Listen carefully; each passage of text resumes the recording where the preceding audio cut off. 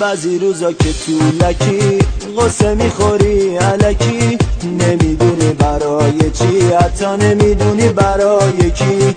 منم به اندازه تو هم به اندازه من، همه به اندازه هم پریم از این قصه و غم.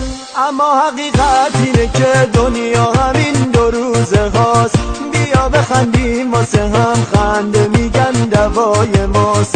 یه شاخه گل بدیم به هم به جای ابروهای خم، فرقی نداره واسه کی، فقط بگین دوست دارم. فرقی نداره واسه کی، فقط بگین دوست دارم. اگه دلی گرفته داری که نباید گریه کنی، باید از خودش بخوای، به خدا تکیه کنی، به خدا تکیه کنی.